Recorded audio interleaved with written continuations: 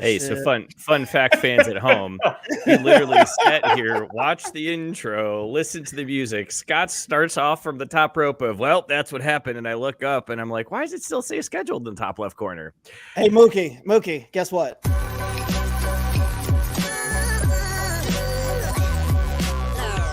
The following is a presentation of the Belly Up Sports Media Network.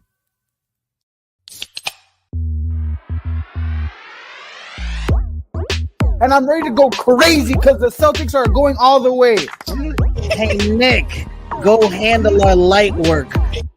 Bowl games matter. I would like a cold cut sandwich. Oh, boy, how about You can call him Eamon Owens because he ain't got no D and he ain't got no J. James Madison? Turn your body cams off. Do what you do. See, I was just trying to get the intro in there for folks who don't normally get to see it. Chase in the comments, letting everybody know he doesn't usually get to see the intro. That's right. It's me hosting tonight. Mike is on vacation. Much earned, much deserved after all he's dealt with over the last month. This is Craft Brewed Sports. I am your host, Scott Kaiser, joined as always with Mookie tonight and my buddy Matt Barr. It's time. This show is starting off about as well as the 49ers overtime went. Well, here we are. Here we are. How's it going, folks? He's here. Hi, Robert. Robert's here. Hi, Robert. Mookie, how's it going, bud? Pretty good. I mean, I think that's a perfect way to start the week when Mike's off. Did the whole intro, everything spot on. Scott was right on time, too. And we just forgot to click one button. Well, no, here's the thing. I hit go live, but I don't know if I think there was another button I needed. There's a second button. And yeah. I was so excited to hit the intro, and we were like, yeah, we're going to start early, going to show them what it's like. I'm like, intro goes, I pop up. Oh, hey, you might want to hit the live stream. Oh, why you got to do 2 clicks? I'm sure it's a safety thing so you don't accidentally go live, but what about all those people out there who need the 1 click so we don't go live? For real. Safety features. I'm doing well, though. I mean, Scott gave me some great information pre-show. Pitchers and catchers is tomorrow. You know what that means. That's right. It's time to fade the A's. So, yeah, we're about to make back all that money we lost on the Super Bowl, fading the team who is experiencing homelessness right now in Oakland or Vegas or unknown. Cool. Matt Barr in the building. I hate that I agreed to do this. I hate that you have to follow up. I hate that you have to follow up Mookie after every time. I know. I got to follow up him on everything, but it makes it easier. I agreed to do this because this is like the 1 year I'm like, if the Niners lose, I don't have to worry about it. I don't have to talk about it. I don't have to do anything, and I'm here. Yeah, it was the next closest thing to a non-safe bet that you could have done. Like we didn't. We said we weren't going to do the bet thing, but. I in the back of my mind, I'm like, it's going to be just as shitty to have to come on the show to fill in for Mike if we lose. So there's that. Yeah, so far this is worse than the Jaeger and Mayo shot that I had to do. So, Was the worst part of it that you had hope? No. Because to be fair, Matt and I stood tall over the 2 2-week interval. I never backed down off the fact that I thought the Chiefs were going to win. Now, right. The hat throwing and the anger that I displayed during the game notwithstanding, whatever. But as far as the overall thing, I think it helped me get over it quicker is that I accepted it earlier on in the proceedings. I am able to do this show and not be near tears or wanting to punch a wall because I accepted that the Chiefs are going to win 2 weeks ago. So there is that. So that's your coping strategy. Same. Yeah.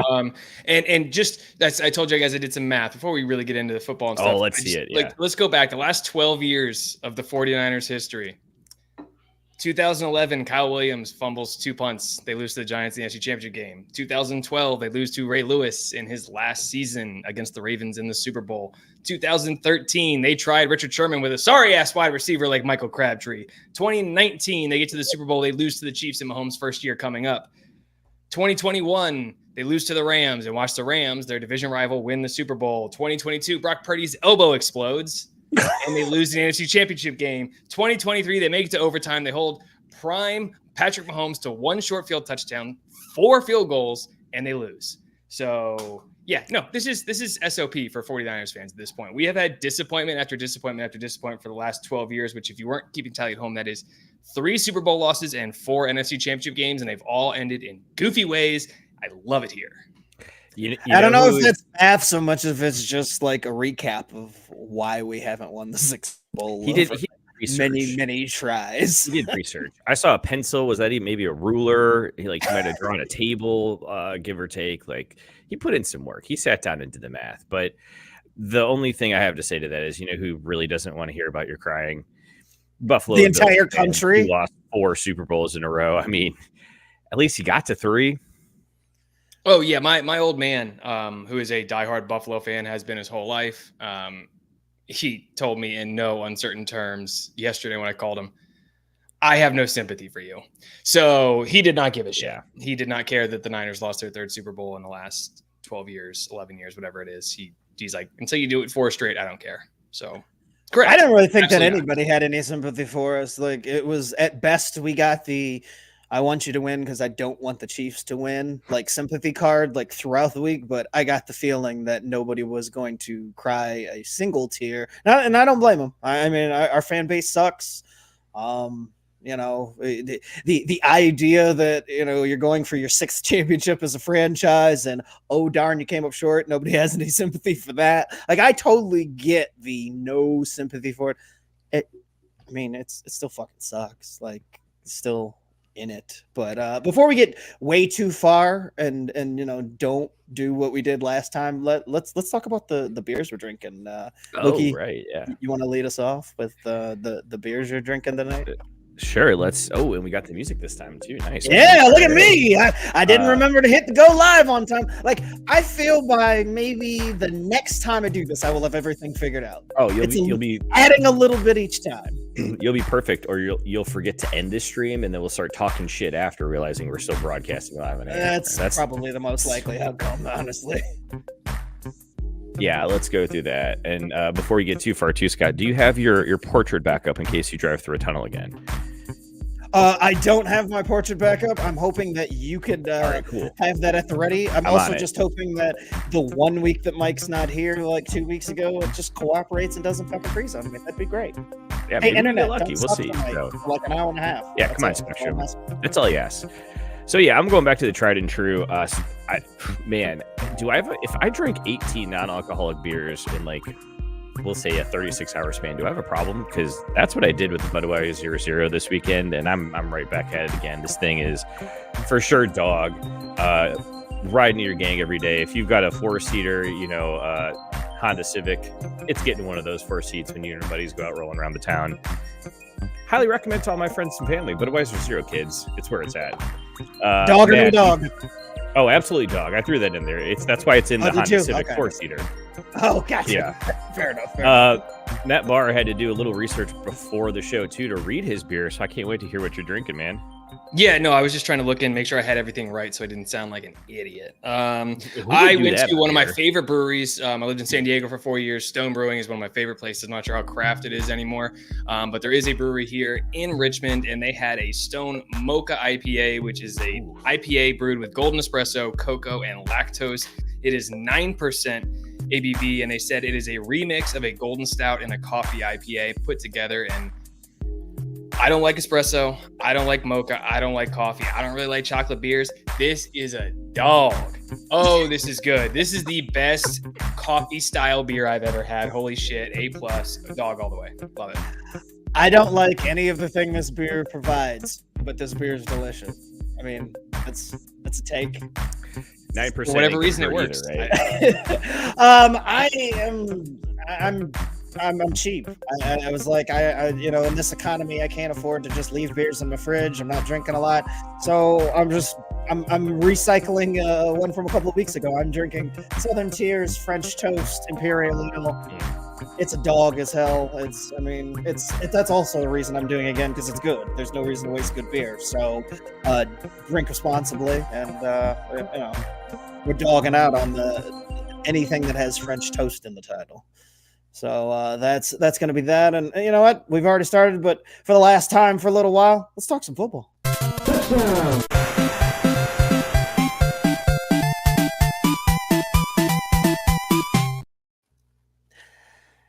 So yeah, I'm guessing that history will remember this as like a good Super Bowl just from the ending and the outcome and the fact that it went into overtime.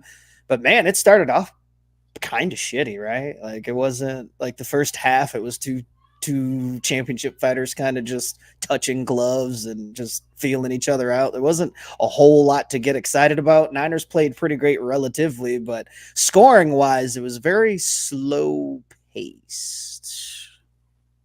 If you love defense, this was the game for you because this was the best defense in the NFL and the second best defense in the NFL. You can put them, you can order them however you want, and they were going at it the whole game. I think both teams came out right out of the gate, and they just looked really good and fast, and I loved it because I love defense. Mookie, I see your hand up. Well, because Scott's getting railed in the comment section for ignoring all of our poor fans. I'm not ignoring them. I was going to put them up while we were talking, but go on, pop off. Well, no, you give them their shine because usually they get to have their conversation in the beer intro too, Scott. You know what? Fine. I don't want to shortchange them. I was going to say, I don't know about you, but I'm not trying to piss off the masses. You already got the Swifties coming at you. Yeah, for real. Let's feed some more, Doug. Gabe says he's drinking Motivation of the Heart, a West Coast style IPA, Resident Culture Brewing. 7%. Can is great too. Oh, it's green rather, not great. Can is green. He says it's a dog. That's good to know. Let's see what else. Oh, Chase coming in strong with the Crown Blackberry and Ginger Ale. The Crown Blackberry was very popular in the Facebook group this week. Chase, I need a full report on that. I'm assuming it's amazing, but I also need to hear about it. Rexamillion out here drinking water, the biggest of dogs. Nothing wrong with that. Sometimes you got to hydrate, which all the time. Biscuit says he's not drinking, but a customer just brought him mini pecan pies. Ooh. I mean, that's solid right there. Yeah, mini pecan pies are the way to go. That's definitely dog. Do we get our girl Sarah White? Yeah, I was going to say, and then Sarah. Yeah, because Sarah's the one coming. Comment means absolutely nothing, and we're being totally ignored. You're not really being ignored. It's just you didn't read confidence. She's drinking an apothic red winemaker's blend with her supper tonight. Well, I was gonna go back to it, but yeah, she's drinking wine like fancy as shit. What I want to know, I'm more interested in what you're eating rather than the wine. And also, why'd you call it supper? It's dinner, right? Like, I don't know what supper is. Is that just? That's what the 80-year-olds call it. Okay, hey, maybe we're tapping a new demographic. Mike with Mickey's having a Heineken Zero is also said as a dog. I wish I could do the Mickey voice and it would have read his, but I can't do it without cracking up. So Heineken Zero, dog. That was probably your best impression ever, honestly. Now, do it with an Italian accent. Give me a cold cut sandwich. You know what? Yeah, I'm giving it to you. Yes. You've been practicing those impressions. Woo. Yeah. Sarah also reminding everybody that not only do I have the Swifties coming for me, all of the bar bays are coming too. I mean, that's fine. Again, I was really confused. Like, I love Jay-Z. His face is just starting to scare me just a little bit. Like, it's gotten so leathery that I'm concerned. Like, I mean, I don't know if I should attack Beyonce anymore so much as I should start asking questions about Jay and his face care game, because it's looking a little rough. I know age comes for us all, but damn, they're going to start questioning the black don't crack thing when they look at Beyonce's sapping him to stay young. That's true. He's just Chase following up and saying that the Blackberry Crown is 1,000% dog, going on the rotation for sure. And Sarah updating the dinner with what? Delicata squash pan, like what? I don't even know what the hell that is. Salad. Oh, big time dog. Panzanella. Have you guys never read food before? No, the panzanella I understood, but the delicata. Yeah, the delicata part threw me off. I'm like, is that the type of squash? Like, I recognize the word squash. Yeah, that is it. I know squash and salad, and I'm kind of like, I had that nailed down. Yeah, if squash salad, you got to come out with like a steak or a carne asada or something in there. Tyson chiming in saying that this should be a great show. A despondent Scott and a sober Mookie. We're in for a long one. I'm not as despondent as you would think because I don't know, pitchers and catchers report this week. I don't give a shit. Well, so we finished with other beers. So here, let's get back to football.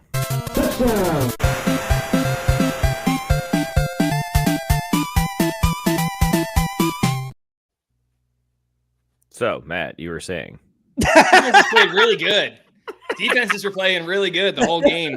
Now there is something. Now I don't really think we need to break down the game because everybody watched it. We all know what happened. Scott and I don't want to go into the nitty gritty. I want to ask a question: is Dre Greenlaw's injury the worst in Super Bowl history? Okay, so that's what I did want to ask you guys about that because not being a Niners fan, how big was that actually to your defense losing him and the way he got hurt? Huge. Oh my God. I have facts for that one. Huge. Oren Burks was his replacement, or number 48. You might have recognized him from the highlights of guys catching 9 of the passes that he was targeted on. Oh, all shit. 9. He gave up 9 for 9. When he was targeted, he gave up both touchdowns. He gave up like 141 passer rating or something. It was something crazy. Yeah, Dre Greenlaw going out after playing out of his mind on the first series was big. And it was the worst thing ever too, because when they started showing the replay, I was like, shit, did they really call this guy for like too many men in their field or something? I thought they were gonna call some bullshit because he was hopping going onto the field while the play was still happening.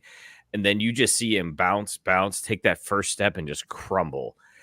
And it's just like, fuck, dude, that is, you do hate to see that, honestly. And the thing that's the kicker is they said it was an Achilles. So like, doesn't that put his next season in jeopardy? Like that was the first thing I thought as they showed it and you could kind of see what happened. My immediate thought was, cool, lost him for the game and we won't see him until 2025. That's fantastic. Like, I love that not only did we lose one of our best players on defense in the midst of the Super Bowl early on in the game, we know we won't have him for the entire next fucking year. So just great news on there. And at that moment I thought, better really win this one because it's going to be extra hard to not win it without him next year. So good times all the way around on that one. I was like you, when they first were like, hey, check out this replay. I'm like, oh, did we get called for too many men on the field?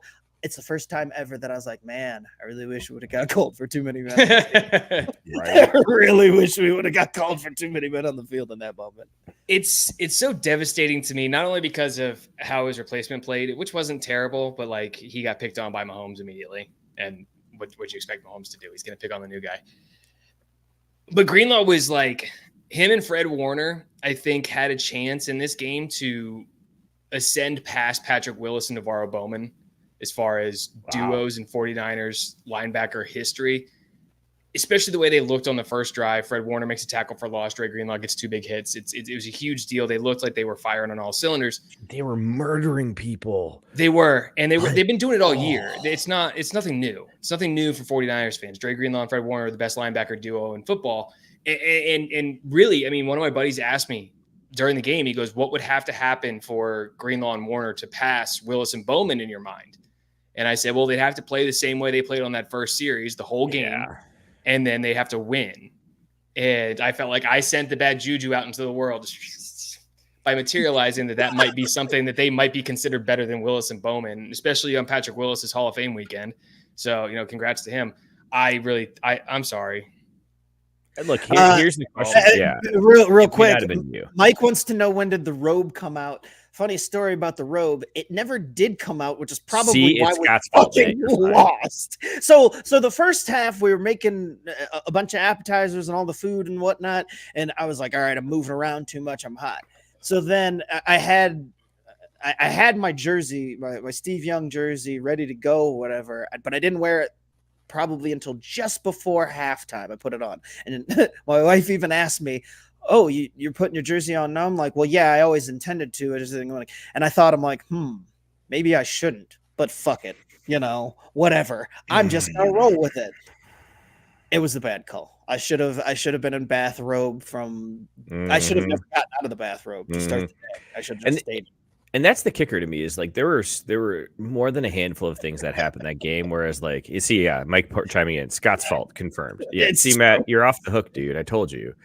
And also Tyson is copying Scott Oh yeah, just gonna say, like he did say that he's drinking the exact same beer that I'm. Although drinking. he did say he'd raw dog his, but I think we all kind of assumed that with Tyson. I mean, that's just the kind of guy he is. But there were so many things that happened that game where I'm like, oh God, this is gonna be it. The Greenlaw injury, the punt that went off the dude's foot.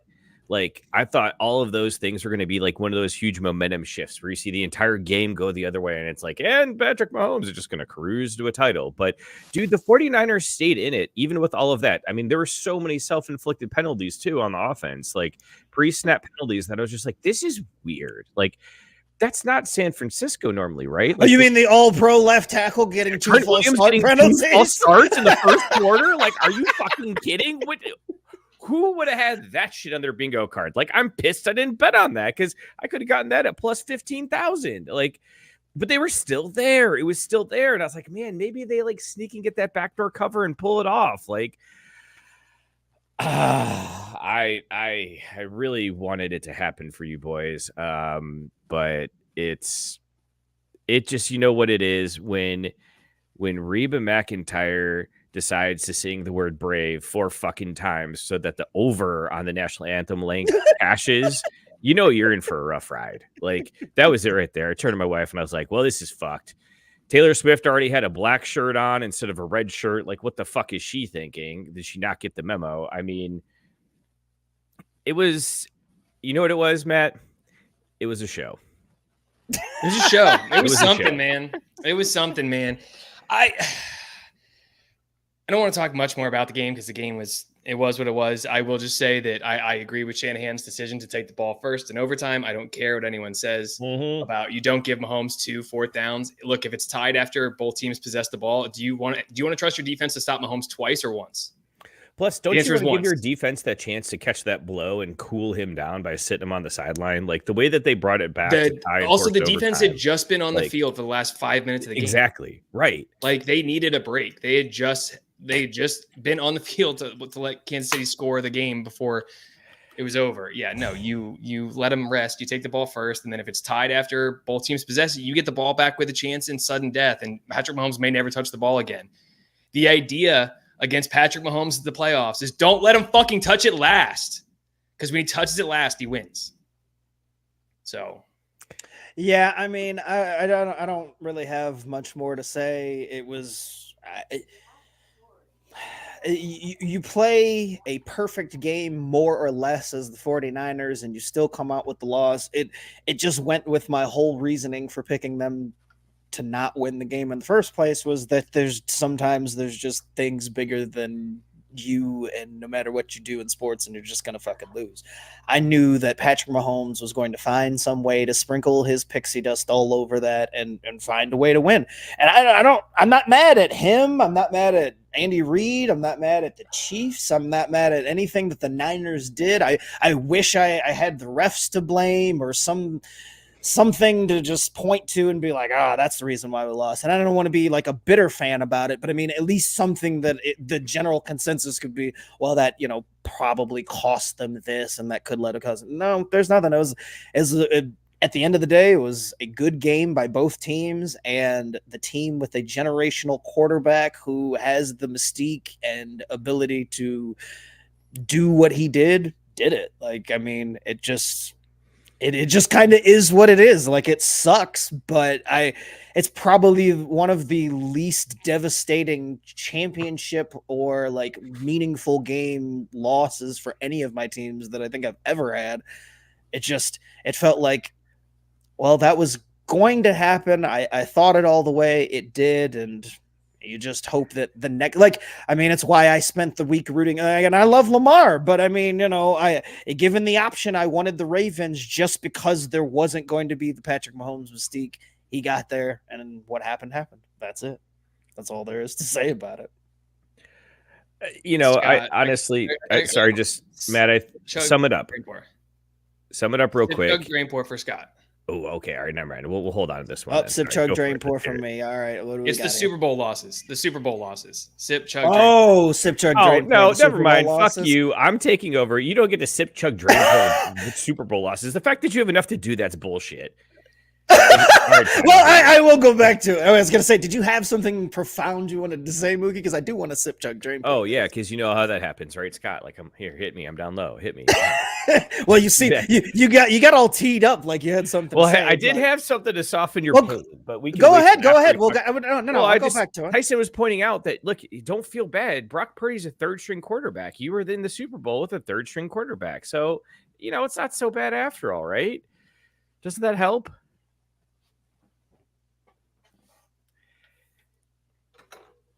So sip, chug, drain, pour. Yeah, you could. Yeah, the Super Bowl losses. So against the Ravens, against the Chiefs. Yeah, go ahead. What you got? Okay. I guess the parameters is like it's like how bad did it feel? Like is that like what kind of ranking? So like, I mean, I guess I'm sipping this one because this one didn't feel as bad as it. The Ravens one I'm drain pouring because.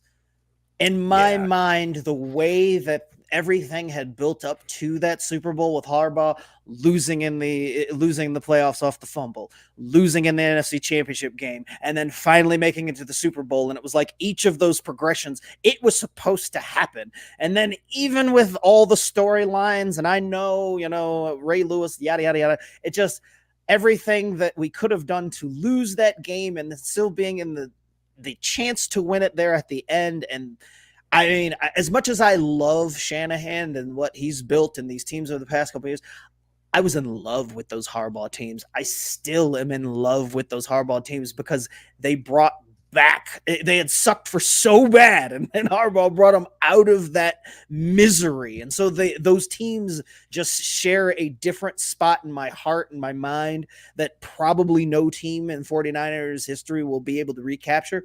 That one's the one that I have to drain pour because it was so devastating. Like, I didn't cry after the other two. I cried after that one. So that's and then I'll chug the other one because, it just, reasons. So. I'm 100% right there with you.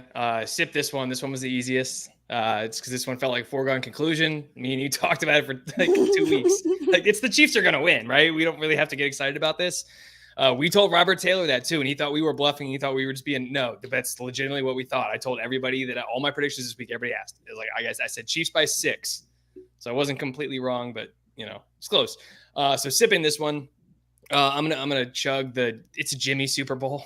So who cares? Jimmy Garoppolo is running quarterback. Who gives a shit? And then I'm absolutely 100% drain pouring the Harbaugh Super Bowl because first and goal on the 5, Frank Gore in the backfield. He didn't. Yeah. We don't need to really. Mike wants to know if we think if Shanahan is cursed at this point. Is Shanahan cursed at this point? Probably, because if there was ever a year for Shanahan to get the monkey off his back, it was this year. Yeah. Because of all of the parallels that were drawn between Kyle and his dad and then Christian and his dad. And some of the coaches were the same for Mike as they are for Kyle. You had this Cinderella story, which didn't really get any chance to shine because everybody was too busy debating if Brock Purdy's good or not. In any other year on any other team, that's the biggest story in football. But because he was in the MVP conversation for a little bit, everybody just immediately took to tearing him down instead of realizing what he did was actually pretty fucking cool. He's a third-string quarterback, and look what he did. Like, it's impressive. Yeah, and I mean, Robert kind of alluded to it here. I don't think it's bad luck. Like, seriously, the Mahomes thing is real. Like, he has bad luck in that Mahomes is playing at the same time that this is going on. Like, he has the same bad luck that every NBA team had during the Jordan era. That's what it is. That's how many other NBA teams could have won a championship during that time, but didn't because Jordan and the Bulls were in the way. Like, they're great teams this was a great team for the Niners. One of the best in team history. Didn't win a Super Bowl because they went up against this generation's Jordan. And like, that's just the luck of the draw. Like, it just is what it is. There's nothing you can like. I don't think Shanahan's a bad coach. I don't, curses are what they are. I mean, people want to question every little decision he's ever made and try to twist it and act like he has this problem with big games. I don't think he mismanaged anything. Like, it just was what it was. Like, I think it's funny too, Tyson saying the Chiefs were underdogs. It's nice to see the underdogs win for once. Which, like, see, it's so funny because you're right. Technically, they were underdogs, but I think everyone kind of believed and understood the assignment. They all knew it was going to happen. Mahomes is, you have to admit, the guy is just different. He is that Jordan. And you're going up against him. That's it. That's all it is. Yeah, and back to the previous thing, Chase saying that, and the resident Ravens fan that he is, said that he genuinely believed the 2012 team was the best shot, thought the Ravens were in serious trouble during the game. Yeah, I thought that was sign, seal, deliver. Like, it was old-ish Joe Flacco. Like, he's on the wrong side of 30, Joe Flacco. Yeah. He was under 30. But the like, stars were really aligned. It was old defense. The Ray Lewis is old. Ed Reed was old. Yeah. Leonardo was old. Like, I'm sitting there going, Terrell Suggs is old. I'm like, this is the perfect cross right here. The Niners defense in 2020, like the under Harbaugh, they've been drawing comparisons to that Ravens 2000 defense because they hadn't allowed like a rushing touchdown all season long. They hadn't allowed a 100-yard rusher in like 3.5 years. It was all these crazy stats that they were throwing around, and they were comparing them to that Ravens team. I was tap dancing on the Ravens' grave that entire 2 weeks. It was like, I think the Niners are going to lose this game. That's probably why it's more devastating too, because I was then the power went out. It was like, it was destiny. Like everything, everything was aligned for that Super Bowl to happen and to finally get that. And I mean, on a personal note, like, it sucks because that Super Bowl was the last one. The reason I'm a 49ers fan, if you haven't heard, tell me a billion times, it's because of my grandfather. And that was the last Super Bowl he was alive for. And I was so ready to celebrate that with him and, just be able to have all the emotions with him and share that with him. And I never got that chance. And so that one hurts extra for that. These other two have hurt in a similar fashion because it almost feels like there's this, like, I can't, like, not bury the memory of my grandfather, but there's something there, like, this is unfinished business. Like, I'm so ready to be like, Grandpa, we finally fucking did it, and just can't. So it's like, I want to get over that. But also my grandpa he would say the same thing about Mahomes. Like, he would understand, like, it just, you just can't go up against that force and expect. Which grandpa was this? Would he have understood Mahomes beating the 49ers? Yeah. No, he absolutely would have, because he's insane. Same reason that I don't dislike Mahomes. There you go. That's all I'm gonna say. It's the same reason. But I also wanted to point out that Chase said that Shanahan feels like Andy Reid felt in Philly. I mean, if anybody can understand it, like, I remember the same questions about Andy Reid in Philly, and I loved those Philly teams, and I loved Andy Reid, and I always felt so bad because I was when the Niners were shit. So, like, I silently, like, kind of rooted for them, and especially when they got T.O. and then that Super Bowl, and I always felt so bad for him. And then when he, they basically forced him out because they thought the same thing. I'm starting to get a little nervous. I hope that, like, the Niners, I did want to ask about that same fucking mistake, and someday just think, oh well, he can't do it, so we've got to change the formula. And I'm like, that's not how this goes. So I want to ask that very explicitly, because I was worried coming in today. And Matt, I'll let you answer first. Like, is Shanahan on at all a warming seat, not even a hot seat in San Francisco? No, and because the owner has already gone down this path after one coach lost a Super Bowl and he forced Jim Harbaugh out. And then he hired Jim Tomsula, and then he hired Chip Kelly, and then he had to find a way to get into to land Kyle Shanahan. Oh, and don't forget about Jed York. Jed York had his faults for many years after his parents bought the team in 2003. That was part of the dismantling of the 49ers. That's when they got rid of T.O., they got rid of Jeff Garcia, and they just kind of went into 9 years of shit, which, in case you're keeping track at home, was all of my formative years of high school and college. The Niners were dog shit. So it was terrible. I spent all my time telling people, our year's next year, guys, I promise. It never was. But I think Jed has learned that lesson through the Harbaugh thing, where once you have a good coach, you kind of have to hold on to him, because how many of these teams in the NFL right now are cycling through 4 or 5 coaches every 10 years? You don't want to be one of those franchises. Kyle Shanahan, Detroit Lions. There you go. You could say that about almost any team. You get outside of Pittsburgh, KC, San Francisco, and like LA, the Rams, coaches have changed all over the place. You know, Bill Belichick's gone. Pete Carroll is gone. Like some of these guys that were around forever aren't around anymore. So no, once you have a good one, you hold on to them. So I really hope the 49ers don't fuck this up and go panic and say Shanahan can't win it. I think they have to let him at least see this thing with Purdy through. I think you at least have to keep them paired together and see what they can do. Mike's on a boat asking all the hard-hitting questions tonight in the chat, like all the legit questions, wanting to know what's the plan if the rumors are true that Ayuk wants out. They're not true. This is the exact same thing. Mike is Scott's plugged in. He knows. Yeah. I mean, there's been Instagram posts and his family making, thank the Niners and all this other shit. It's negotiating tactics. The same exact thing happened with Debo. This is the new way of negotiating for these fucking wide receivers. I don't get it. I don't give a shit. He's not going anywhere. The Niners aren't going to let him go anywhere. And quite honestly, again, Matt and I have spoken about this at length more times than we can count. If anybody's going to go out of the two of them, it's going to be fucking Debo. So correct. Debo's got the shorter shelf life. Debo has the more reckless play style. His reckless play style is very good for him. It's very good for him as a wide receiver. Correct. Yeah, just don't get me wrong. I think Debo's a fantastic player. I just think if they're going to move off of one of them, they're going to move off of Debo long before they move off of Ayuk. And this is just Brandon Ayuk's brothers pulling a Jackson Mahomes and talking shit when he shouldn't talk shit. Right after the team lost the Super Bowl, they're emotional. They're pissed. They have all these things. They think that they were supposed to win. I agree. I get it. I understand. The Niners right guard, who was dog shit all fucking game, got hurt in the end of the game and then blamed the guy that came to replace him for missing a block in overtime. The emotions were high. It was Vegas. Everyone was shithoused. I don't take anything that happened 48 hours after the Super Bowl as gospel. It's not. It's people that are upset, emotional, probably really drunk, probably just not in a great place. So they just say shit.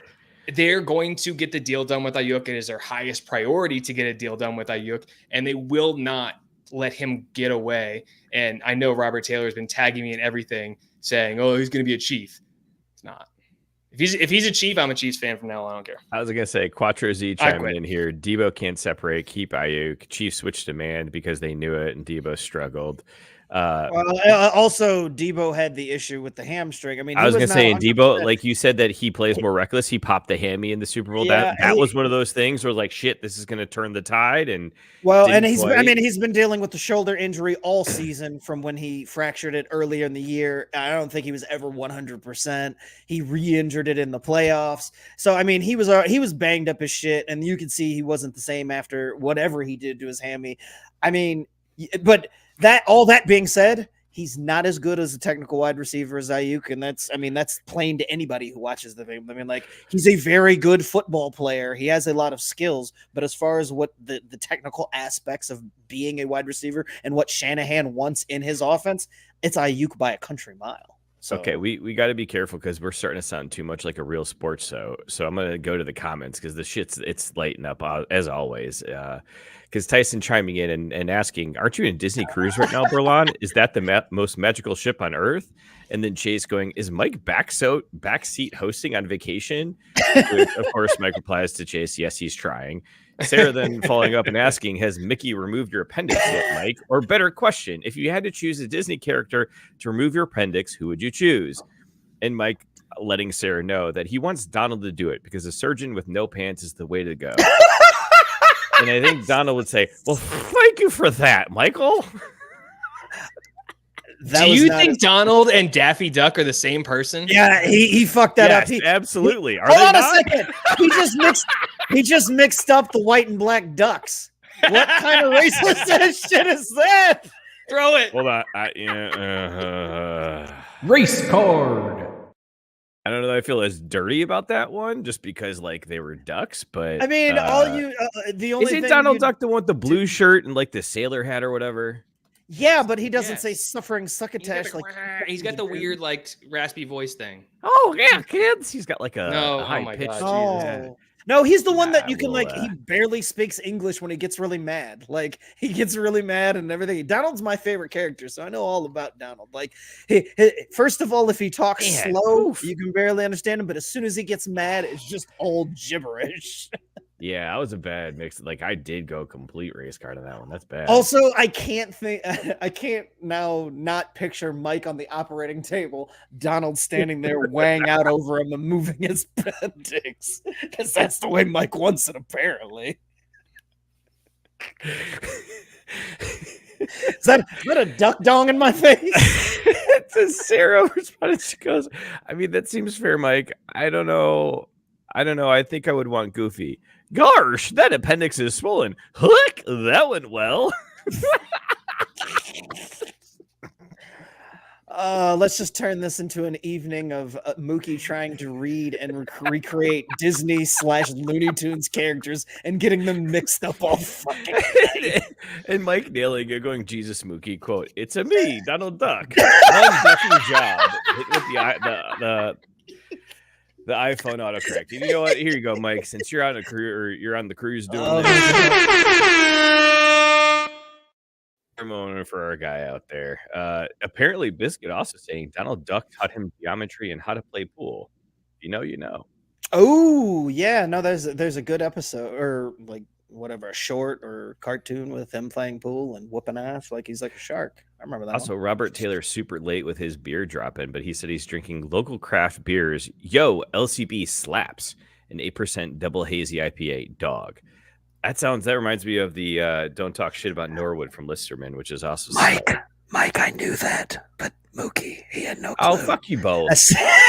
Well, you said with the autocorrect, and I was like, he said that because it's a duck. Like, yeah, exactly. I understand like that. The obvious joke is, you know what? No, the obvious joke is Mike is just ready to kill it for all the single moms on the deck at the Disney cruise with all these dad jokes. He's just got them lined up, ready to go. Yeah. He can't drink. He can't do anything. He's on those antibiotics, so he's got to himself. So it's gonna be dad jokes nonstop for Mike. I know it. Are we sure that he was actually sick with an appendix, or did he just like go into that like intentional rough cutting phase so that all his gym workout paid off extra well with him dropping every ounce of fat off his body? Like maybe he really is trying to show out for the single moms on the Disney cruise.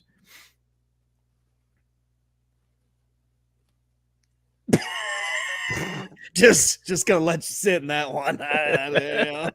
I was more thinking, I'm like, man, he's got a long leash on vacation. If I was contributing this much to his show while I was on a cruise, my wife would have slapped my phone right into the fucking ocean. I can tell you that. I know he's not on the boat yet. He's just hanging out in Florida before they leave. But that's almost worse because you can't just like throw the kids on like this pool or like that attraction or whatever. You're actually like, right. I totally would have gotten the I thought we were on vacation question by now at this point in the show. So kudos to Alex for not going there. Maybe he's in the bathroom hiding and she doesn't know. I'm taking a shit. I'll be out in a minute. Some of the best craft brewed moments happen on the shitter. I'll just say that. And yes, Chase, that was another pass. Yeah. I think Biscuit asked a very good question. I can't click on the comments, but you can see it. Where Mike, are you allowed on the deck in the sun, or do you just stay inside? As a fellow pale person, I'm curious because if I ever decide to hate my life and go on a cruise, I want to know what the rules are. SBF 1000 easily, like, because that South that Caribbean sun is extra harsh compared to the Ohio stuff he's used to too. So I don't know. Let's stay tuned next week to see Mike come back from his time in the Caribbean and see what he looks like. He might look like my shirt. Who knows? We'll see. Maybe he wants to celebrate Valentine's Day accordingly and just be red as shit. Happy Valentine's Day. Your gift. Happy Valentine's Day, Alex. I'm your gift. He said he already got burned today at the beach. See? There it is. Were you at the beach or looking at the beach? Probably a little bit of both. Earlier, he thought about it in the hotel room. Fuck. Somebody had mentioned talking about the commercials. I'm here to talk about the commercials. Let's chop up the commercials because I've seen them because I working in the news industry. So there were a couple that I'd crossed paths with, but I actually kind of made the conscious decision this year to not like seek out any of the Super Bowl commercials along the way. So Wow, Mike burned his belly button. That's like the whitest shit ever. You know what? From the damn boat. Hey, I've seen white people before. You know what I'm saying? But you motherfucker, man, you white as mayonnaise, man. Yeah, just for you. It's saying Mike goes out in the sun and bursts into flames. The other boats in the sea will mistake him for Saint Elmo's fire. Rex saying he's gonna write "I love you" on his body and have it burned. I'm assuming he meant write it with sunscreen. Yes. And then Robert Taylor saying "First Ginger Problems." Oh, good. Hey, watch this hard R's there, Robert. Watch this hard R's. That's rough, yeah. And then Sarah chiming in, "Wait till that belly button starts to peel." Oh God. But back to the commercials. Did anybody have anything for it? Because that the Duncan commercial for me was fire. Yeah. Like, I hate Tom Brady, but that is how you use Tom Brady if you're going to use him in anything. Like Matt Damon was great. Everything about that commercial for me, like just hit. Yeah. So that was definitely my favorite commercial of the night. Honorable mention, the Dude Wipes commercial that made fun of the old fucking Mentos commercials had me in stitches. Like, besides the fact that the game was just, not go away, the fact that they parodied the Mentos commercials with Dude Wipes was fucking fantastic. Now, like, see, people didn't, the kids wouldn't get that shit at all, but I gotta disagree with you there, Scott, because Dude Wipes suck. They are terrible. That's fine. I don't give a shit about the product. I was saying the commercial was amazing. Yeah, still, no, I can't get over how bad they are. Like I'm not that big of a Duncan fan either, but the commercial was great. Yeah, I have a deep-seated hate for Dude Wipes. Mike said it earlier, and I agree with him. And Gabe confirming, religious or political commercials need to be funny, or they should be banned. Let's just say they should be banned because that Jesus commercial is terrible. That just ruined the vibe for everyone.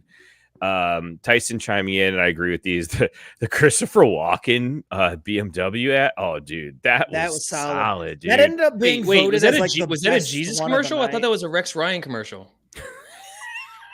Wow. Was it not? It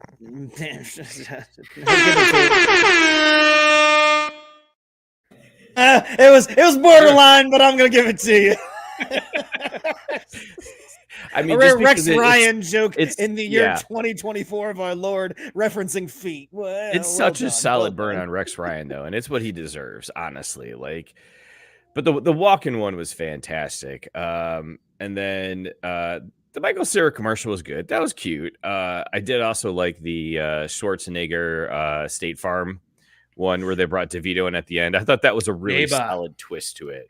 Yeah, the only problem with that one is I had seen that one like on TV prior to the Super Bowl, and it was funny. Like, I did like watching him say DeVito showing up.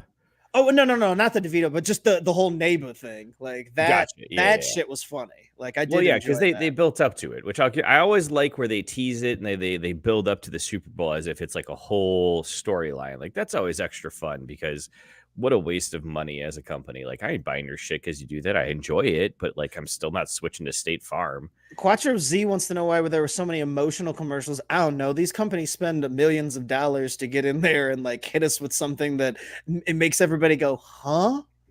I'll never understand. Make people laugh. Make people laugh or get the fuck out of the Super Bowl advertising. That's all. Yeah, that really is the hard fast rule. Look, that is the Super Bowl of commercials. Okay, you got to bring it. Yeah, when you show up for those. I didn't watch a lot of the commercials this year. I was mainlining water the whole game because I hadn't drank during the Niners' previous playoff games due to January. So I decided to keep that ball rolling and not drink during the Super Bowl.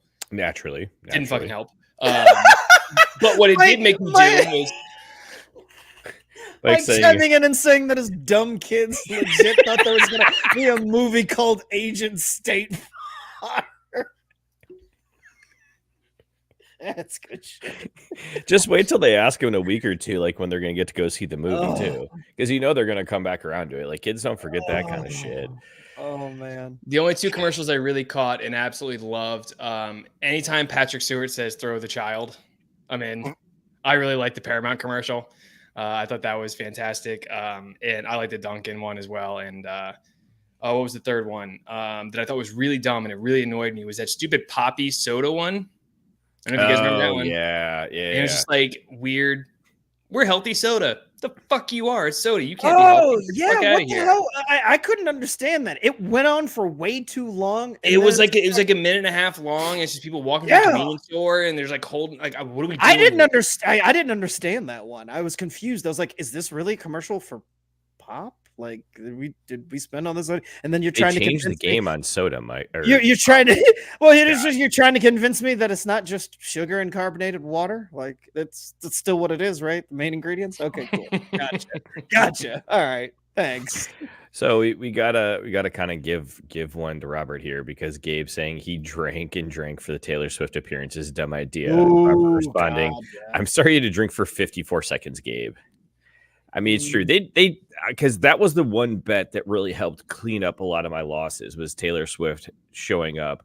I think it was 7 times by the end of the broadcast, which blew that 5.5 over through the roof, which I needed that one bad. Reba fucked me, man. She fucked me real hard.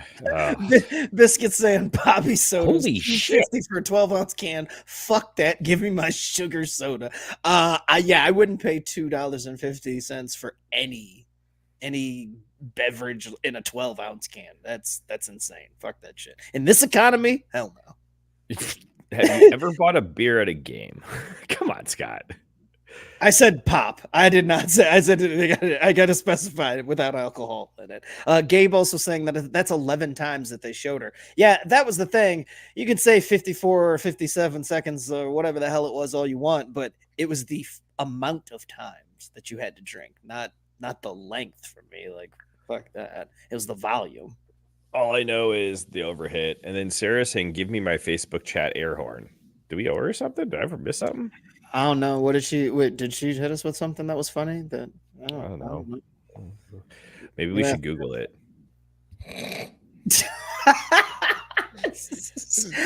Mike, great audio, Mookie. Also pointing out that 54 seconds is an eternity, and I mean, yeah, it kind of is, but it's 54 seconds too long in the Super Bowl. I can promise you that too.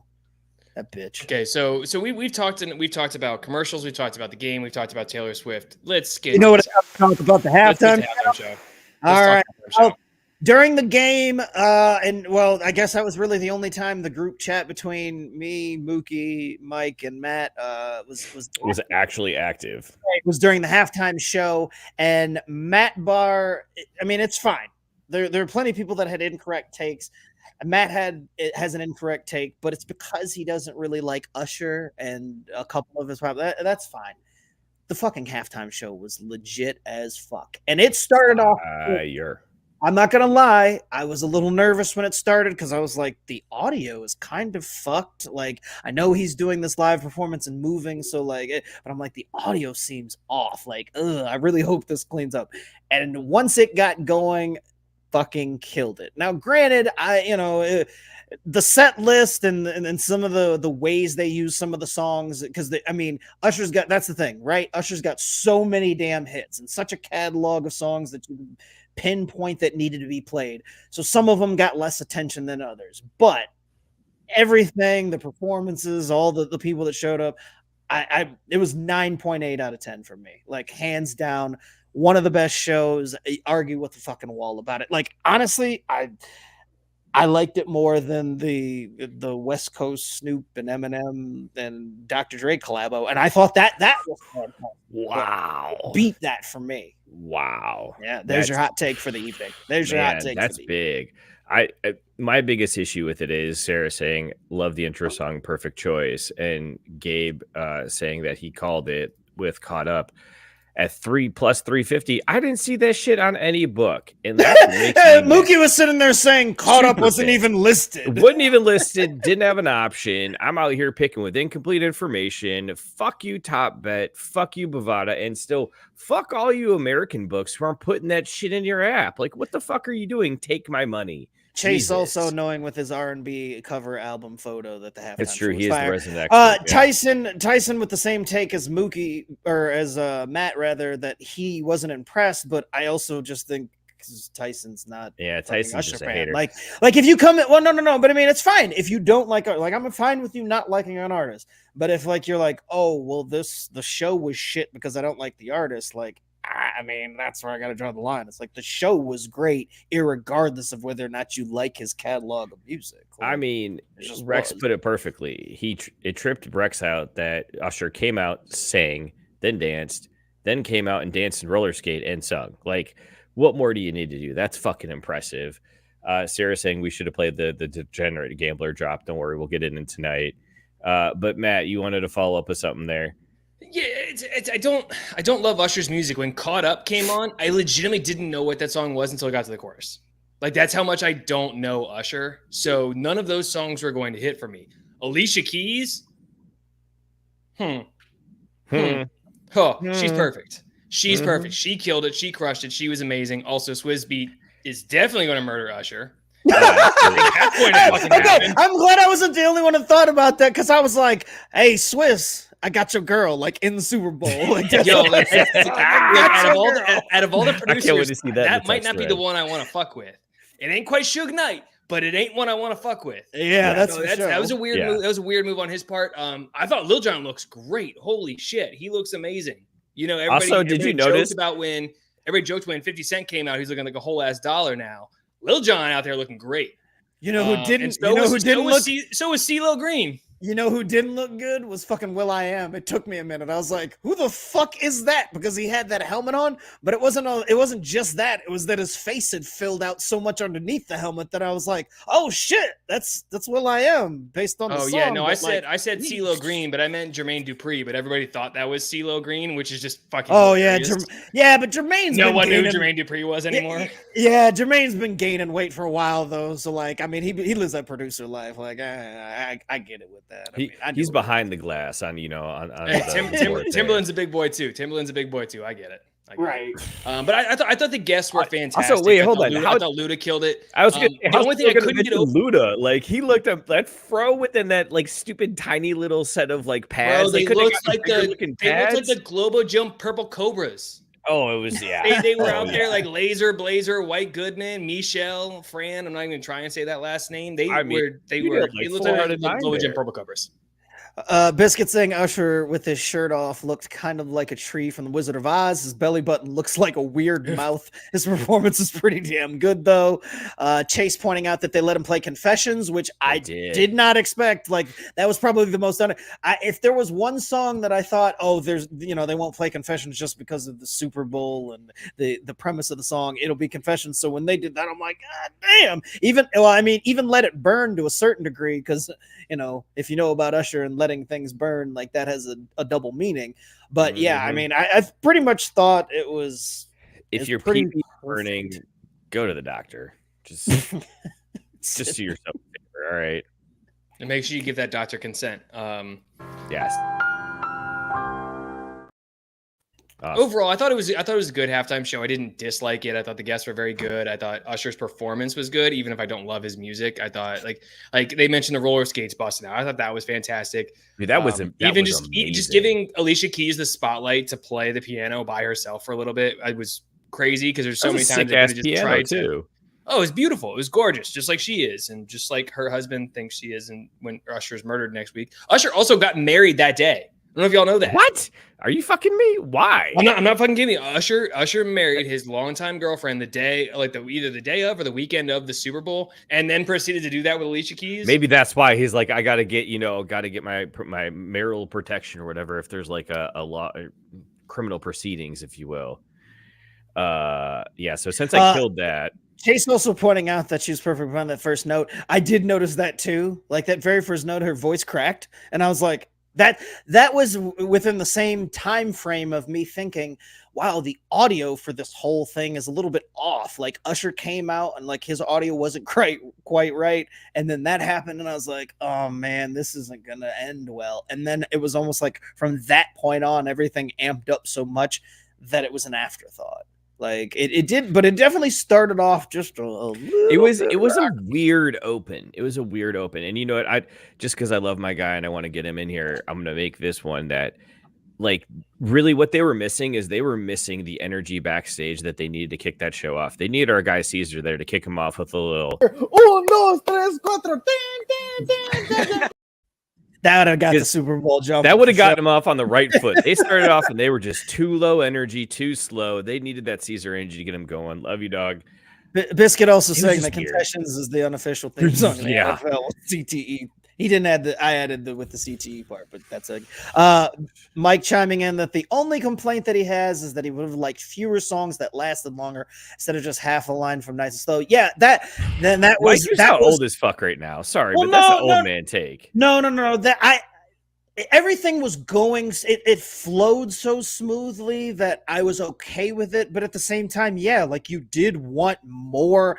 Like Usher's got a great catalog and the songs are really good. And like when they're so catchy that like right when you get into them, it was automatically switching and it was moving so fast. I was like, damn it, I really like this song. Like go back. Oh shit. Okay, well this is hot, but oh damn, but they're on this this. is like, the Super Bowl. This is a different type of show. Like that's the type of show you're gonna get the Super Bowl. Like I get it, but at the Super Bowl too, sometimes at the Super Bowl, sometimes they will let some songs play out and like others they'll give us time to. But again, Usher's catalog is too thick. Yeah, career, right. It's so his catalog is as thick as Ice Spice. Well, yeah,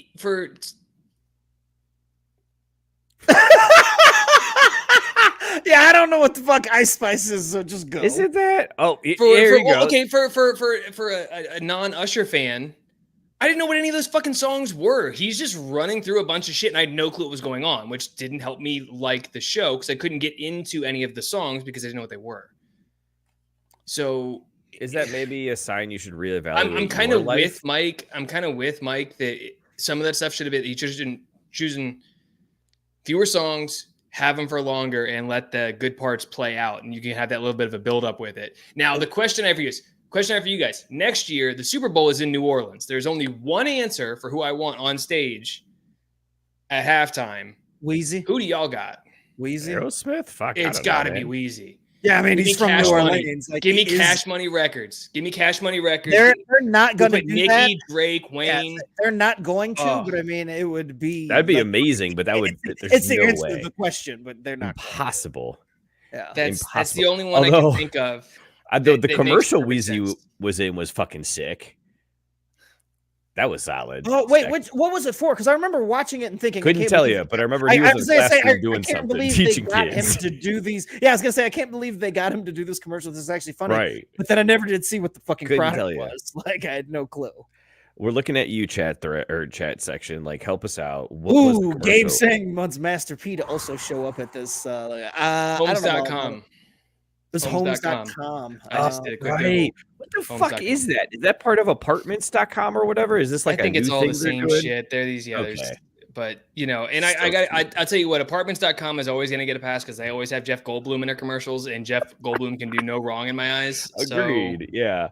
Well, that's where I was like, well, wait, why is he in this and apartments? Like, are they the same thing? Did they rebrand? Are they doing something different?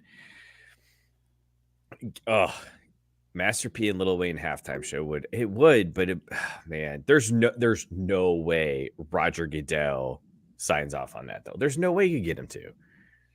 You know what? And I'll give Tyson credit for this from a non-Usher fan. He said that he went into the Bruno Mars halftime show not knowing who Bruno Mars was and left the fan. He owned the stage. It was a spectacular performance. If Usher had done the same thing, he would have given him props. I mean, that's fair. Like, I mean, if you didn't like it and you're not an Usher fan and it didn't change your mind, I mean, I get it. But for the other 98% of us who are Usher fans, like for the normal people who know good stuff, I mean, it was amazing. Mr. Barr, my old man, Usher fan, because my dad was really pumped about this Super Bowl musically wise because my parents watch The Voice because they're old and that's what they do. And so pretty much all of the people that have been judges were at this Super Bowl. Reba McEntire's been a judge. Blake Shelton, what's her name? Fuck Reba. Cost me money. I can't remember the blonde chick, the bananas chick. Gwen Stefani. Yeah, Gwen Stefani. The bananas chick. Hold on. Oh Gwen, It was Bunny unintentional. from That's now brilliant. on is going to be known as the Bananas Chick. He's not wrong. Oh, Usher. No, he's not. So, It's hilarious way to reference her. Of all the things she's done in her career, it needs to be known as the Bananas Chick. Hey, look, I'll tell you what. I didn't know how to spell bananas every time without knowing, her song. So holla back, girl. Back in their class, going down his SB. Oh, All right, shit. cool. Mike hitting us with the dead emojis on the Bananas Chick. That was good. Oh, this mocha IPA is getting to me. Hey, that 9%. Anyway, Usher. So my dad was a really big fan. He was the first time he told me this was the first time he was looking forward to a halftime show in a very long time. And he was like, I love Usher. It's just I don't think he really hit all the notes he needed to hit. I think it was a little too slow. I think he's got a lot more stuff that was much more upbeat and would have been better for his show. But overall, I thought it was pretty good. So there are some Usher fans out there, even if they are 60, we're in the year of our Lord 2024, 67-year-old. You did math twice today. A lot of math Twice, by Matt. Barr tonight on the episode. That's a lot of math. I'm proud of you, man. Good job. Also, Robert Taylor pointing out disrespectful to that woman. For Probably real, true. Bananas Chick. And Chase commenting is saying they let Dre 50, Mary J, and Snoop Dogg Crip walk. They could go for Lil Wayne. With how big of a football fan he is, I feel like Lil Wayne would jump at it. Yeah, no, I mean, I don't. Chase also You're welcome for my service. I was gonna say Matt took math from Marines and it shows. Thank you for your service, Matt, and all the rest. I don't disagree that it would be a interesting show. Like it would be great if they did it. I think I feel like the NFL has this thing they're gonna do that they've kind of done, and somebody will probably check me on it. Maybe I'm wrong, but they go kind of urban and then the next year they go a little safer.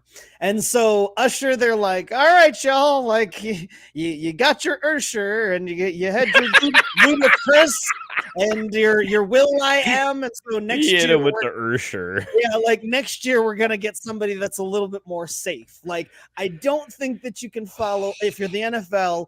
This is just them thinking like, I mean, I'm perfectly fine with it, but I think they're going to be like, I don't think we can follow Usher with Lil Wayne, Cash Money, and Master P and the crew. Like that might be just a little too far for the NFL to go after Usher. Like if this year had been some more white bread ass act, then I think that we would maybe be in line for it. But I don't know if they're going to go for it. But the thing is though, if we get Cash Money, there's a lot of people that have made it so big and they are so popular, or like in general, that I think they are so much on the pop stations as is that they are safe. Drake, Nicki Minaj, Tyga is part of Cash Money, Lil Wayne. All these people have been on all of these pop stations forever. Yeah, but the pop I think stations, it's safe enough that they could do it.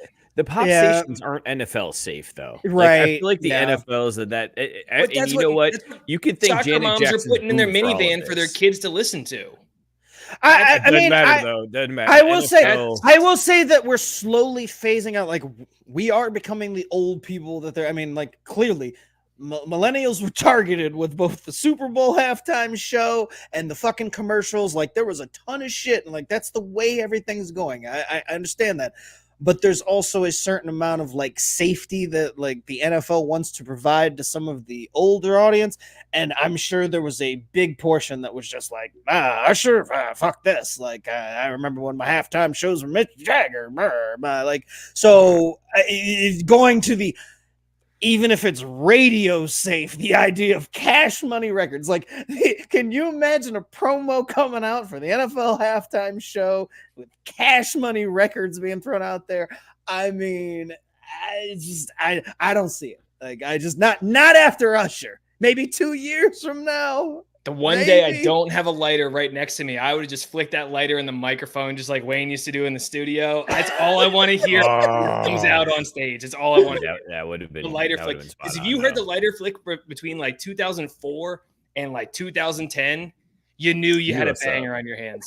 I mean, also, we gonna get Lil Wayne coming out and singing Lollipop at the Super Bowl? Like, I just don't think that's.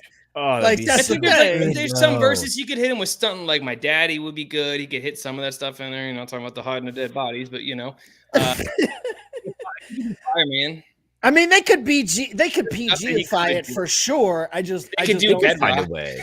I just don't think. I just want to hear Bedrock. Actually, that's what I want to hear. I want to hear Bedrock in the Super Bowl halftime. I want to see. Hey, maybe we can confuse them and have them play Mrs. Officer and be like, "Hey, look, Blue Lives Matter."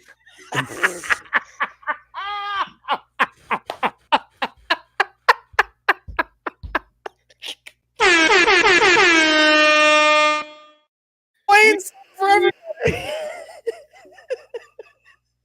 Maybe I should rethink my stance on this, and that's the platform we should go on. It's like Lil Wayne performing Mrs. Officer at the Super Bowl. I mean, that could hit a lot of demos. It could. To be fair, when they had Dre and them, they didn't play "Fuck the Police." They found stuff that they could play that would work for everything. So I think that they could get back to it. Also, and I think they're seeing it. That's a very fair point from Tyson. Gotta give it to him. Tyson saying that Drake's dick won't fit on the field of play. Also, another reason why the NFL won't allow it. There's like, look, we've got enough guys out on the field that make us feel insecure about ourselves. We don't need one more. There's plenty of dick to go around, is what you're saying. So Robert Taylor's thrown out, he was saying, who else might be great? Her boyfriend just won the Super Bowl. I thought about that earlier this afternoon when I was like, I know we're going to talk about the halftime show. And I'm like, who might be next year? And I'm like, I mean, why wouldn't they just capitalize and be like, fuck it, push all the chips in? We're just like, announce it like tomorrow. We're having Taylor Swift. I'm here for it. I'm here for it. And you want to know why I'm here for it? I don't like Taylor Swift. I don't like her music. I don't care the show, or I don't care. I just don't. And it'd be fine because it'd be another way. It'd be another reason. She has had now. One of the Swifties in the comments, please help me out here because you guys will know this. Kendrick Lamar did a song with Taylor Swift where he did a verse for one of her songs. So if we're gonna get Taylor Swift, that also means we're gonna get Kendrick because that Taylor Swift is as safe as it gets. And if we can also get Kendrick involved in that, I'm in. Well, that's what I'm saying. So next year, if we play it safe, that's what I'm saying. The next year is where we get the show that we might actually give a shit about. Gabe hit us. It's Bad Blood. Kendrick has a verse in Bad Blood. So thank you. I would. Gabriella. We have Gabriel and Gabriella. Both hit us. Oh, look at that. All the Swifties coming in hot. Mike again chiming in saying, so does that mean if we aren't getting the spicy halftime show, we get the boy band halftime show we all deserved? And now I'm fucking here for that. If you want to drag out NSYNC and Backstreet Boys, 98 Degrees, hell, I like throw them all in there. Give us the AAA commercial. LFO, I gotta get LFO. Yeah, anyone that had one hit. If you had one boy band hit, get on stage. You're doing this. But you cap it at one. Only one hit wonder boy bands. I think that's no.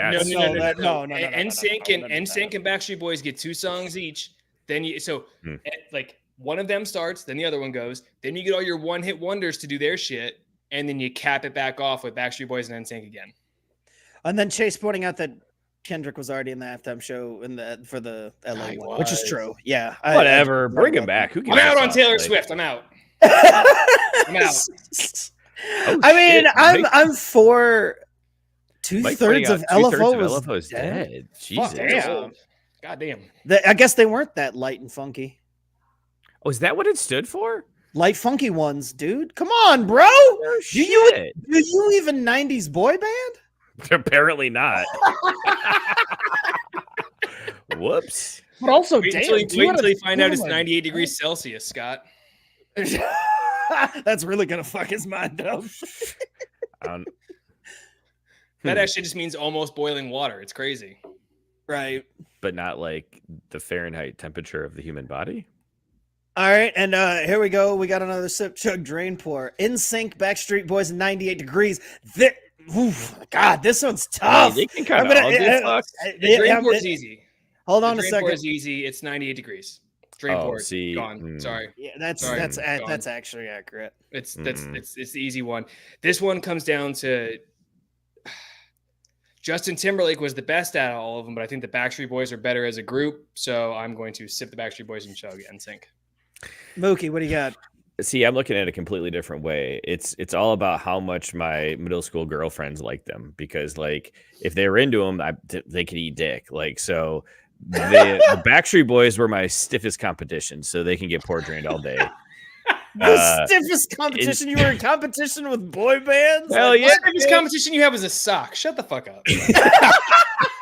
No, that's not competition. That's my fallback. That's my safety school, if you will, right? Like, no. So pour drain Backstreet Boys, chug NSYNC, and then sip on 98 Degrees because I don't give a shit about their music. The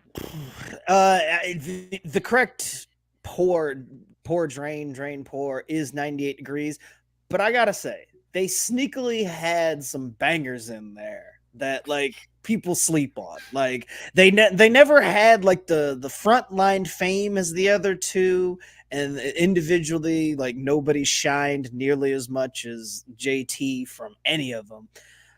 But I'm just gonna follow Matt with the drain pour, 98 Degrees, chug NSYNC, and then I'll sip on the Backstreet Boys. Although as I got older and listening to them when they come on, like I enjoy NSYNC more. Like their catalog of songs I enjoy more. And it may be my JT bias. I don't fucking know. Fucking listen to them. You don't have to listen to this shit anymore. You're wasting. Bitch, I listen to 90s radio and they come on frequently. Like you know what? 90s and 2000s radio. Like get the hell out of radio here. in your spare time. So like, yeah, I'm fucking I old. know who I'm talking like to. what? Yeah. And excuse me for listening to good music. My bad. I don't know that I said that is what was happening. But, so my favorite thing is now that we have officially entered our parents' era. Oh, to appease the Swifties. To appease the Swifties. We have officially moved into that. Where Scott, you're saying you listen to 90s and 2000s hits all the time. That's all I listen to, and that's because that's what I listened to growing up. Right. And I remember asking my dad when we'd be hanging out, and he'd be listening to classic rock in the garage. I'm like, why are we listening to this? Because this is what was on when I was a kid. And I always thought that's a dumb reason to listen to it. And then now I listen to it like exclusively 90s and 2000s hits. So Tyson chiming in saying sip Backstreet, saw them in concert, they're fantastic. Chug and sing drain pour 90 Degrees, same as us. Biscuit saying pour drain 98, sip and sink, chug Backstreet was like that. That's the consensus here. That's either one. As long as you're drain pouring the right guys, we're good. And then Sarah White just chiming in, rock that body right. I mean, yeah, for sure. I mean, whatever. You're giving us shit for listening to the music now, but you're also still battling with your demons from junior high. So like, I mean, dude, like, I'm sorry, but like, were you not horny back then? Like, because I know I was, and like, that's I was, but I also didn't think my direct competition were like the actual boy bands themselves. Like, yeah, at the time I was like, man, fuck these motherfuckers. But then, when they weren't around, I was out there just, doing the goddamn thing. Like, I was like, it was gonna be May too, motherfucker. But I couldn't show that shit in front of us. It's like, yeah, I'm only listening to gangster ass rap because I'm gangster I wore like that. Look, wow. That CD, the NSYNC and the Backstreet Boys CDs came around right about the same time as Big Willie Style. I'll tell you what, my 3 CD player that I had in my room that I saved my allowance money up to buy, them shits got worn the fuck out on shuffle. I would just shuffle all 3 of those CDs and just let them go. And I had a little basketball hoop in my room, and that's what I did. That was my childhood right there. So wait, so I don't care about and Robert Taylor has probably the most prophetic and best take he's ever had, and that maturing is realizing all boy band music you made fun of as a teen was actually good shit, and it's 100% true. Like I said, I learned it back then, but it wasn't until later that I couldn't.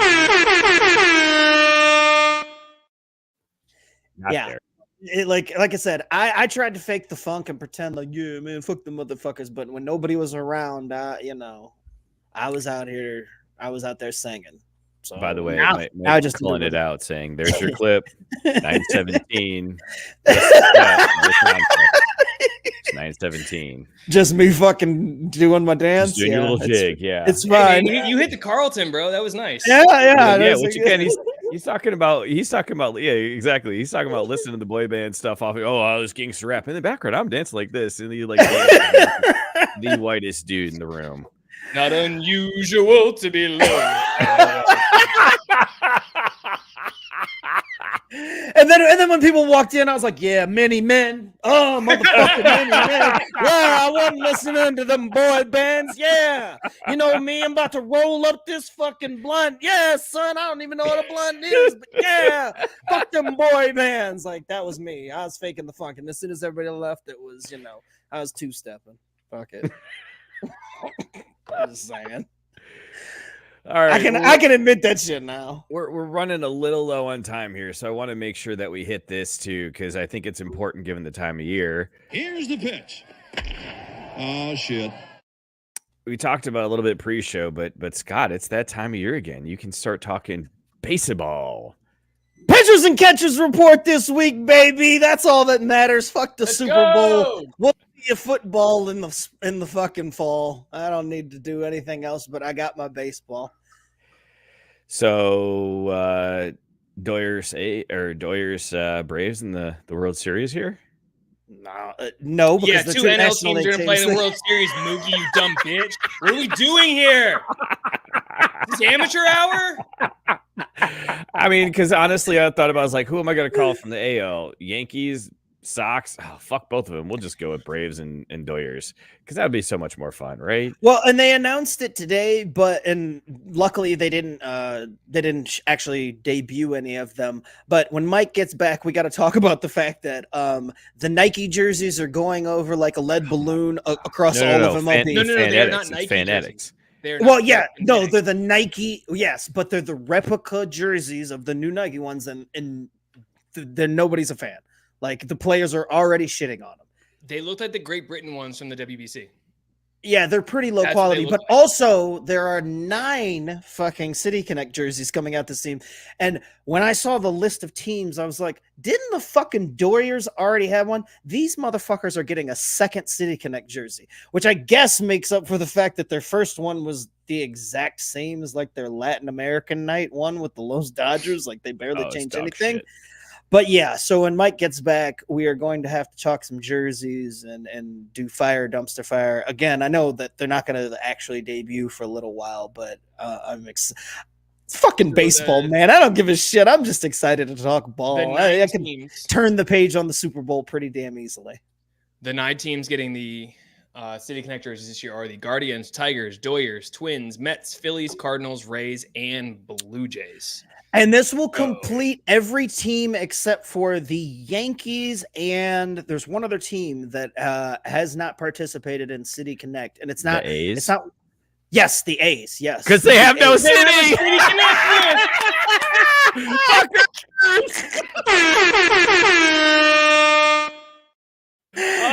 Hard to connect the city when nobody wants you, I guess. Right, exactly. Like, throw out Tyson's comment, because I'll tell you what, if the Dodgers leaned all the way in and called them the L Doyers on the jersey, I would buy the fucking. Yeah, actually, that would be hot. Awesome. That would be incredible. I think that would be fantastic marketing. I don't think the Yankees should ever do a City Connect jersey. Ooh. I hate the Yankees. I hate everything they stand for. I think they are the most overrated franchise in sports history, and they won most of their titles when it didn't matter. And then they won them in a time when they had one team that was spending money, and it was them. I don't buy that they're an all-time franchise. Their jerseys are too iconic to touch. They cannot touch those jerseys. Leave them alone. Yeah, you can't. They're perfect. I hate the Yankees, but that Yankees hat is clean. Just don't touch them. Don't touch them. Just leave it alone. Scott, I know. I wouldn't touch them with the TIP on my dick. Good talk. So I just wouldn't touch the Yankees uniforms at all. I really wouldn't even mess with them. It's just perfect. And They're one of those. Biscuit saying that Houston versus Cubs is your series. He's a Cubs fan that's very optimistic for the Cubs, who have done absolutely not a damn thing this offseason. Burlon again chiming in saying that the Cardinals is dumpster fire. He's already calling it. Quattro Z giving his World Series choice of the Dodgers versus the Orioles. That's intriguing, man. I like that one. That gives us a clear villain and a clear hero.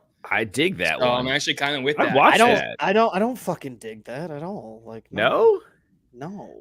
Because the Braves aren't in it, Mookie. Yeah, I'll dig Braves and anybody, but not the Mets. The Mets are the Mets. They're not going to make the World Series. I'm a Mets fan. I understand this. The 49ers are encroaching on Mets fandom misery at this point.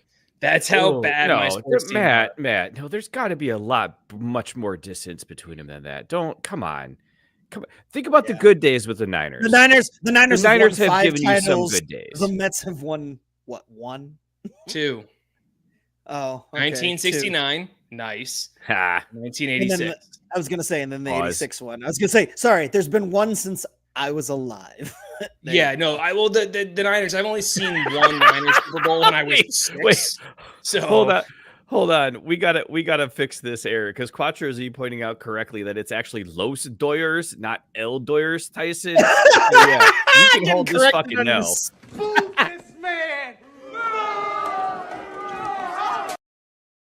So there we go. Maximilian too, because I co-signed it. Maximilian with a World Series I can get behind with the Braves and Guardians. We'll rematch that 95 shit. I'm here for that.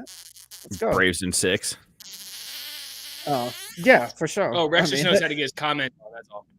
Yeah, it's true. I am a sucker, but all right, it's time to wrap things up. We're gonna go on ahead and talk about these beers. Wow, we're gonna talk about the downside with zero alcoholic beer. It goes down so fast, but you still got Mookie's got to piss. So Mookie, since you have to piss, what were you drinking? And was it a dog? It was absolutely dog, man. I can't stop with the Budweiser Zero. This shit is spot on. Even though it doesn't have alcohol in it, it still is when you're like, man, it's been a rough day or we're about to watch this ball game and you just need a beer. It's right there. So Budweiser Zero, absolute dog. Hearty enough that it feels like a beer, but non-alcoholic, so you can have 6 and drive to the grocery store. Dog. Yes, officer, I've only had non-alcoholic beer. Right? That's legit, right? Like, you can't get pulled over for that. Mookie, you asked us if you drank 18 of them over the course of 36 hours. Do you have a problem? I think you do.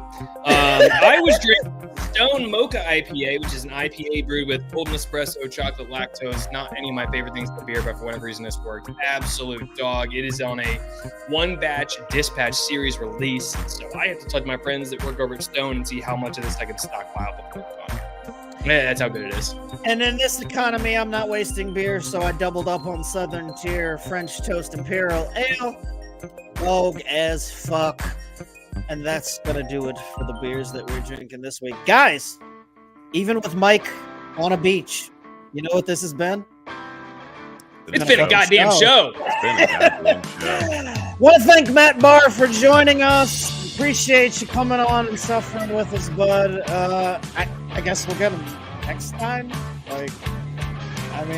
Yes. And Sarah White correctly pointing out that Mookie doesn't have a problem. He has all the problem. Oh, wait. Should we hit the Degen Gambler drop here on the way out? I told her I'd do it. Yeah, might as well do. Who isn't having fun because you're the party's degenerate gambler. Thanks, Quattro Z, Gabriella, for chiming in as well. Everyone staying active in the comments. Mike, thanks for trying to host remotely in the comment section. That was admirable. Scott, read us out, big guy. Thank you, everybody, for joining us. You can find us on Facebook, Twitter, Instagram, all the favorite places that you can get to find your podcast. We go live every week here on YouTube. Thank you, everybody, for joining us. Thank you, Mike, for joining us and hosting the show from the beach. Enjoy the cruise. Matt, thanks again for joining us. Mookie, I'll see you next week. Cheers, everybody. We the fuck out. Fuck it, we ball. You never walk alone, dog.